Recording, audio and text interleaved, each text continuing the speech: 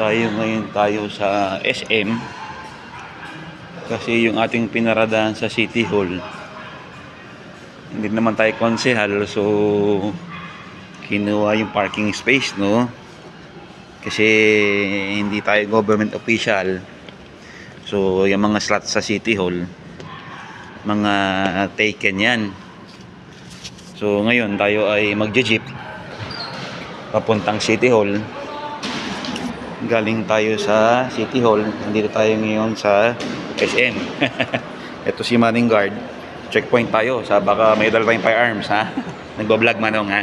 Sige po. So ngayon tayo pasakay na ng jeep. Punta naman tayo ngayon ng City Hall. Si Congressman nandun. So wala tayong maparadahan na maayos sa City Hall. Okay na tayo dito, no? Simpleng tao lang mga Paulino. So sasakay tayo ng jeep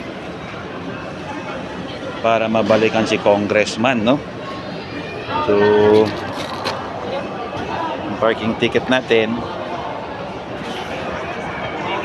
nandito naman sa bag. Okay, ito yung hotel key natin, no? So napaka simple lang ng mga Paulino dito sa SM. Kahit lakarin mo hanggang City Hall, siguro kung mga brisk walker ka, you can take it in 10 minutes, no?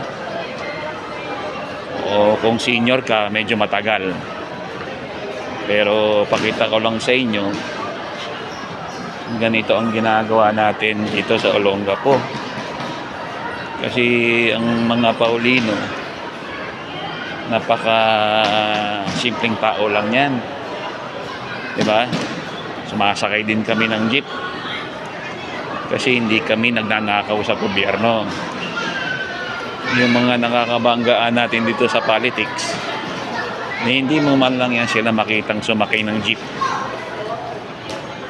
So baka maabutan natin si Mayor, no? Nandun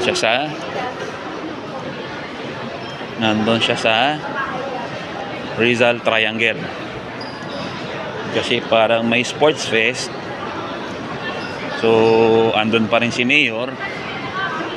Okay, tayo ay magje-jeep para makabalik tayo sa City Hall.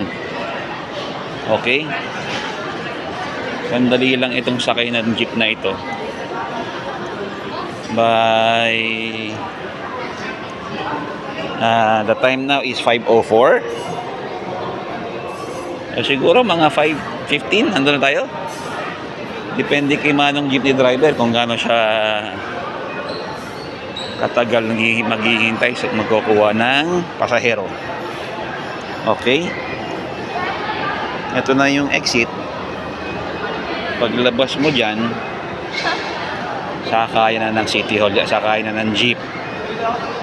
So sana pagdating natin doon, mabutin pa natin si Mayor Lenjay. Nasa Rizal Court siya, no? Kanina pong morning. Andun din si Congressman tsaka ang bodyguard niya si Rodrigo. Sila ay nag-aayos ng halaman. Alright, so nandito tayo sa ating hometown. So mga estudyante, okay, tayo na ngayon ay sasakay ng jeep at tayo ay babalik sa City Hall para maabutin natin si Mayor. Nagsasalita pa si Mayor, no, doon sa sports fest. Okay, so nakita mo, no, dito sa Olongapo talagang madami ding tao dito, no? Hindi siya dito tayo tumawid sa tamang tawiran.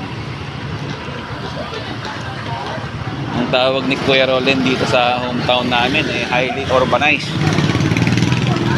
Okay, ito naman si okay po, ito naman si Manong Guard.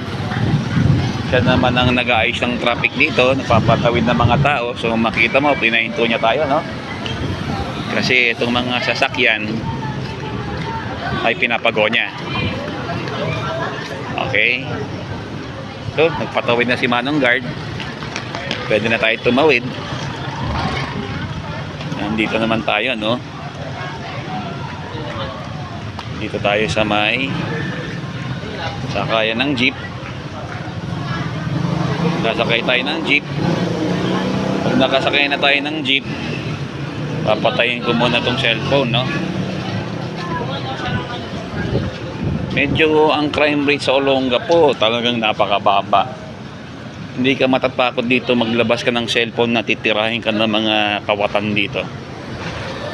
Ayan. So, nandito na yung jeep. Tayo ay sasakay na. Sasakay na tayo ng jeep. Isang sakay lang, no? Pa City Hall. Isang sakay lang po ito pa City Hall. So, tayo ay sasakay na ng jeep. Okay? Paalam tayo kay Mamang Jeepney. Manong, pa City Hall po kayo? Okay. Pwede po makisakay? Oo. Dito na po kayo. Kasi Papadang yan. uncle ako ni Mayor Paulino. Apo. Makikisakay para mabutan ko pa. Kasi yung sasakyan ko, Manong, doon nakaparada sa parking ni Vice Mayor. Biglang dumating. So nilipad ko sa SM. So makisakay tayo sa jeep, no? Napakasimple lang ng mga Paulino. Alis na tayo para umabot pa kayo. Okay lang, sir. Okay lang. Magpapuno ka. Okay lang. Okay lang. Hindi, ayan, Puno ka. papuno na rin. Andun pa si Lenjay. Okay. Andun pa si Lenjay. Na po tayo. Kasi grabe pala yung sports fest ng mga bata. Oh. Makikita Wala mo po, sakay na, Pepsi.